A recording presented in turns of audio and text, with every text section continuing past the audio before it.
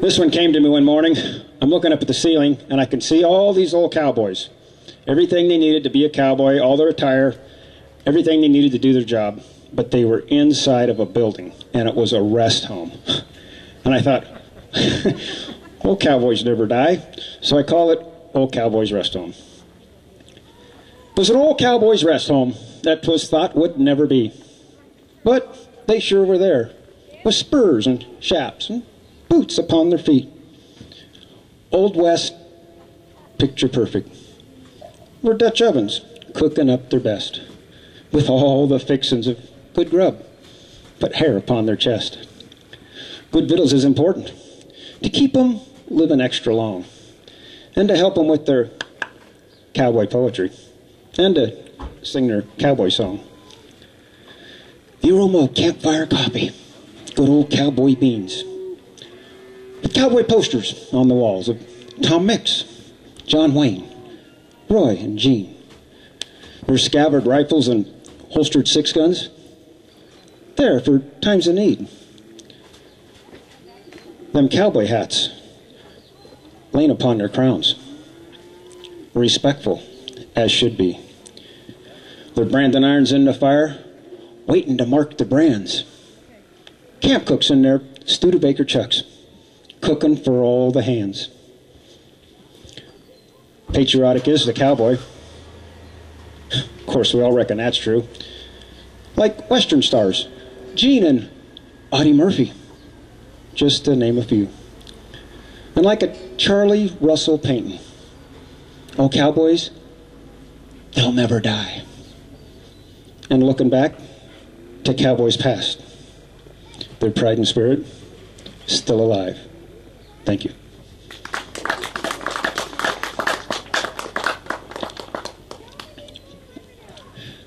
This fella here, I'm going to do this, Marty Robbins. It's come out in '67 on the Drifter LP, named after the show of Marty Robbins' same name. It's called Mr. Shorty.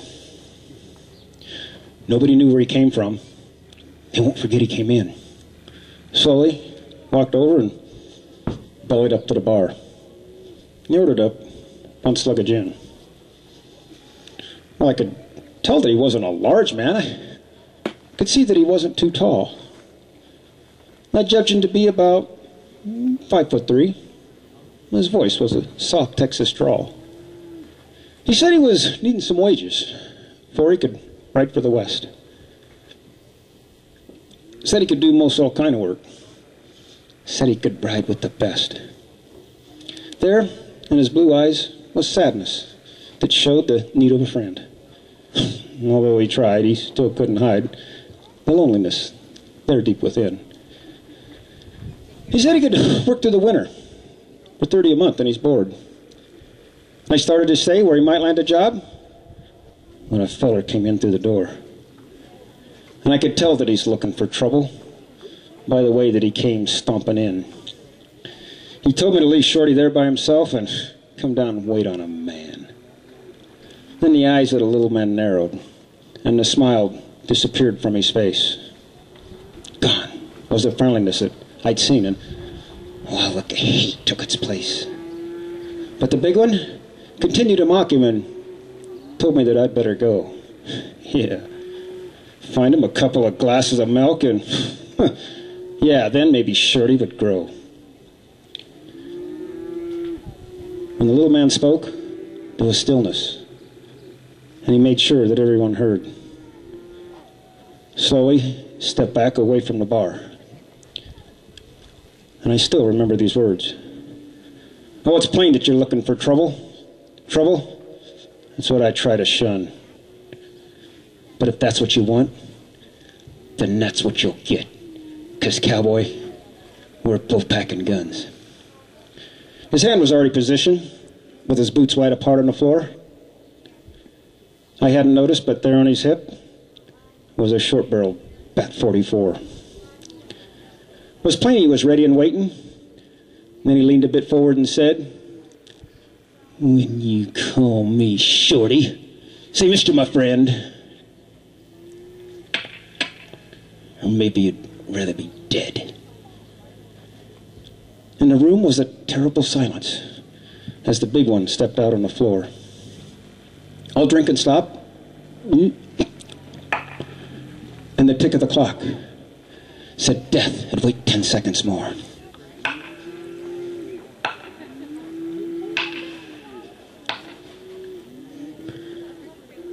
He cursed once or twice in a whisper. Then he said with a snarl on his lips, "Yeah, well, nobody's Mr. to me, little man." And he grabbed for the gun on his hip. But the little man's hand was like lightning. The Bat 44 is the same. The 44 spoke and sent leaden smoke and 17 inches of flame. For the big one, never cleared leather, beaten before he could start. A little round hole that appeared in his shirt, and a bullet went clear through his heart. The little man stood there a moment and holstered the Bat 44.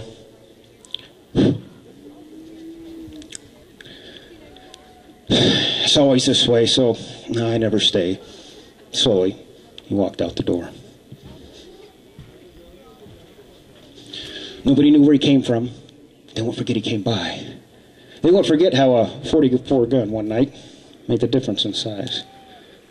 But as for me, I'll remember the sadness that showed in the eyes of the man. But if we meet someday, you can bet I would say that it's me, Mr. Shorty, your friend, Mr. Marty Robbins. Thank you.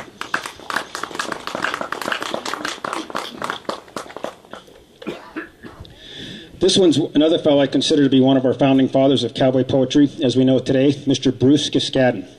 It's come out on Rhymes on the Ranges, and it's called After the Fall Roundup. Now that summer work is over, the wagon's pulling in, we've said goodbye to fellers that we mightn't see again. For a cowboy don't write letters, so we mighty soon lose track.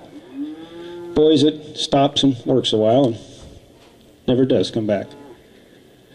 When your clothes is sort of tattered, and your hat brim sags and flops, and your boots is worn battered, them that had the fancy tops. When the owner and the bosses and the hens is most all in, and them strings of summer hosses is slowed up and looking thin.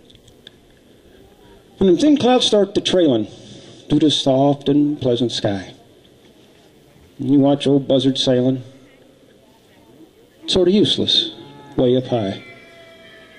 And it makes the toughest cowboy sort of study after all, when he's dragging to the wagon, the home ranch in the fall. For he can't help but remember that most cowboys don't get old. And he'll get to one November when he can't stand work and cold. He sure knows that he'll be sorry when he gets like you and me. Yeah. Just an old man telling stories of how good he used to be. Thank you, Mr. Bruce Kiskaden. That's too true. This one's Mr. Gene Autry, and he did this for boys and girls who wanted to emulate and be just like him, called the Cowboy Code, or the Cowboy's Code of Ethics, what it took to be a cowboy, the 10 Commandments. The cowboy must never shoot first, hit a smaller man, or take unfair advantage. Must never go back on his word, or a trust confided in him. He must always tell the truth. Must be gentle with children, the elderly, and animals. He must not advocate or possess racially or religiously intolerant ideas. He must help people in distress. He must be a good worker. He must keep himself clean in thought, speech, action, and personal habits. He must respect women, parents, and his nation's laws. And number 10, ladies and gentlemen, boys and girls, my personal favorite. The cowboy is a patriot. Mr. Gene Orvin Autry. Thank you.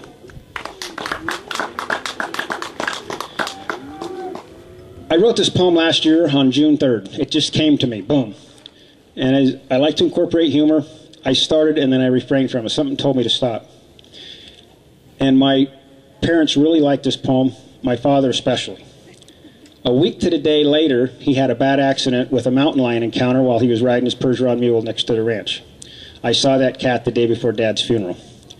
And I recited this poem at his funeral, and the funeral director asked permission to print this on the back of Dad's itinerary handout for his service pamphlet. And it's called A Cowboy's Wishes. May your saddle for air be comfy, and your breeches always stay clean. And the Mustang hoss that you ride on, ride like a dream. And the Mavericks you look for, be easy to find. And your 44 6-gun, hit its mark every time. And the parts that you rope with, you can depend without fail. Fond memories of past friends, long gone from that rough, dusty trail. Under the stars in your bedroll, fresh air and the new morning's dew. Enamored thoughts of your sweetheart's smiling face of those piercing eyes blue. And the American flag that you fought for, wave evermore.